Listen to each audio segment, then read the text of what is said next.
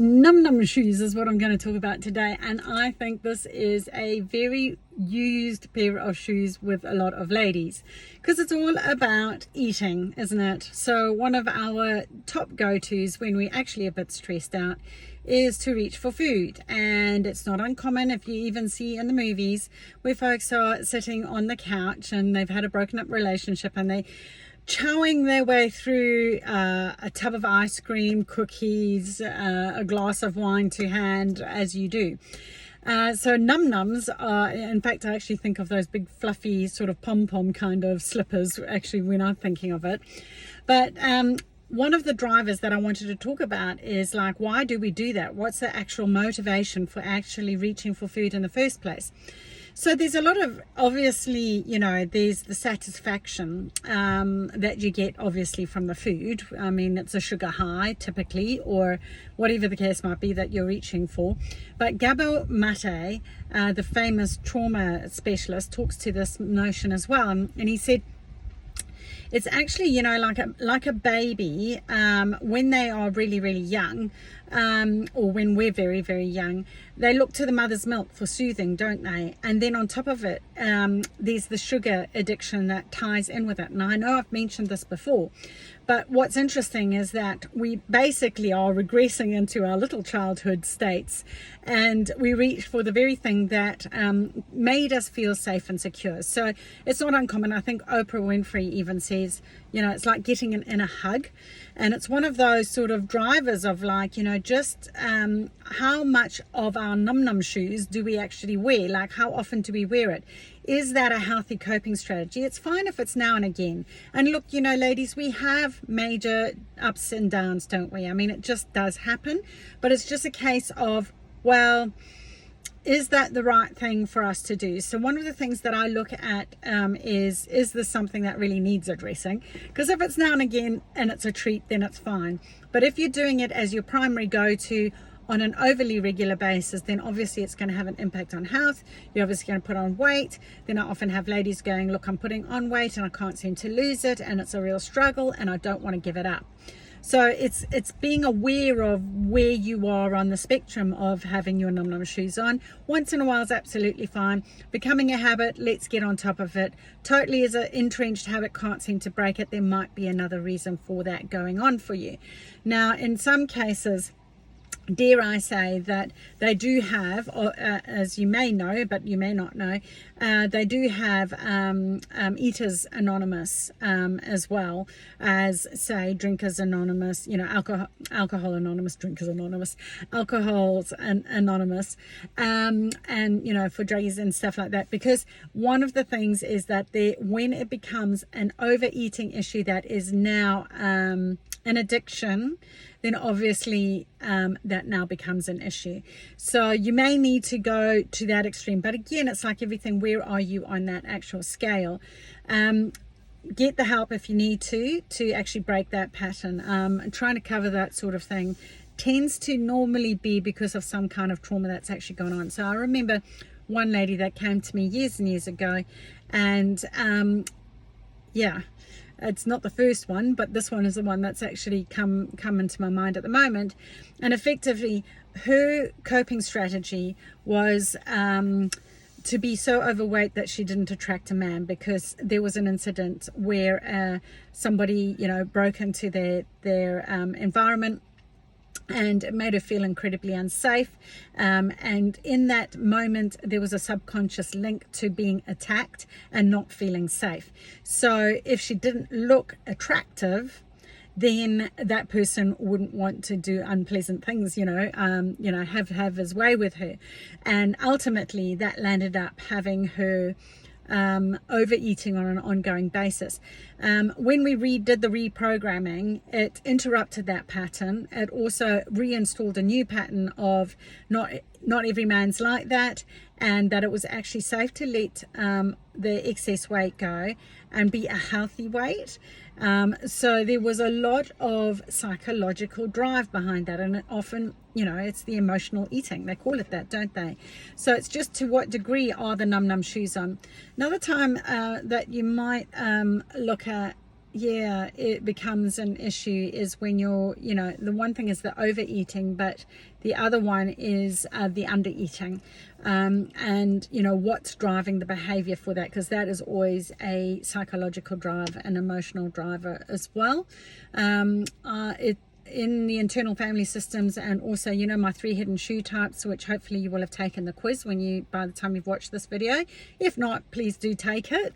It's really, really insightful. It'll tell you where you are, which are the main shoes that you wear every single day, that runs your life. Most ladies do not know that they've even got them in their closet, let alone that they're wearing them every single day, and this is how they behave. And, you know, and it is a major driver. But one of the things that I talk about is the manager and the firefighter with regards to eating. And if you overeat and undereat, you know, the bingers and the purges of the world, the anorexics and the bulimics, can swap between the two. So a firefighter response would be undereating, not eating at all. So no nom noms.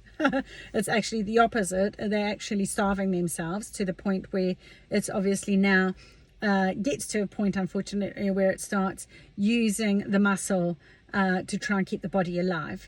And you really don't want to be getting to that point, but it is normally, it is a psychological issue, and you really do need to get professional help when it gets to that sort of level. So, you know, trying to do it on your own, you may have some limited success, but typically there's an element of a much deeper emotional element that needs to be shifted. Definitely go get help with that.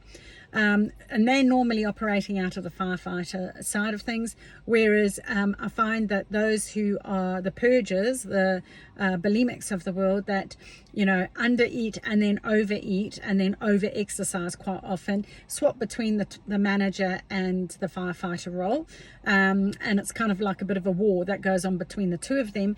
And that firefighter, the firefighter will go out on the big binge, and then the manager comes in and tries to over control and goes into micromanagement, and is really hard on the person. So it's almost like you've got two internal dialogues kind of going on, and two forms of behavior coming out of two sides of a person, parts of the person.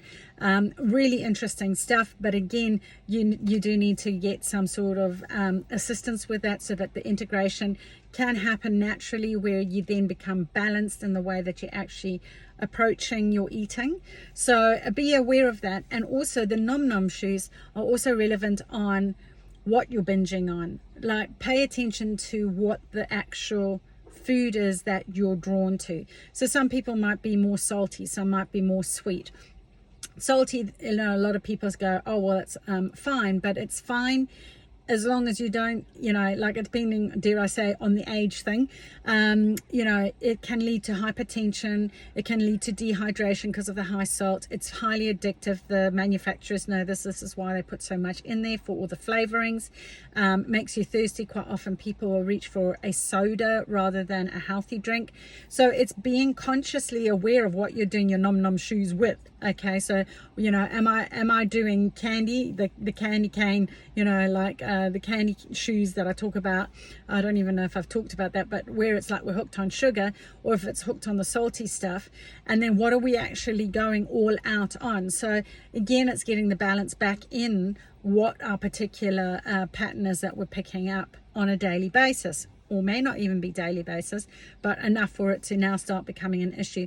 And obviously, you know, you want to be addressing that. If it's too much salt, too much sugar is already toxic. You just have to do that sugar documentary. I mean, I haven't even watched it, but I already know that sugar weakens what I call your warriors, your immune system. So you really want to be minimizing the amount of sugar that you take in, and it's hidden in all sorts of foods. So you want to be looking at the sugar content, even in a tuna canner, a can of tuna. What the heck? What was that, Vicki? A can of tuna, there's like a teaspoon, sometimes 2 teaspoons of sugar just in that alone, and everybody thinks that they're actually being healthy. So start being aware of what, you know, where the sugar is and to what level. So you think you might actually be quite healthy, but actually because of all the hidden sugars in our foods, you might actually be overdoing it, but not consciously. So start becoming aware of that, like what's playing out in your life. How often are you wearing your Nom Shoes? Now and again is fine. Don't chastise yourself if it's reasonable. But if you are in a situation where it's like, this is getting a little out of hand. Why? Start looking into the why. Is it something that you can, help you? Can you just do by yourself, where you can actually go, do you know what, I'm going to limit that and I'm going to swap it out with something healthy. So instead of reaching for a soda, you might do a fruit juice. Then once you do the fruit juices, you might go, I'm going to water it down so it's not as much sugar, or I might go for the low sugar option.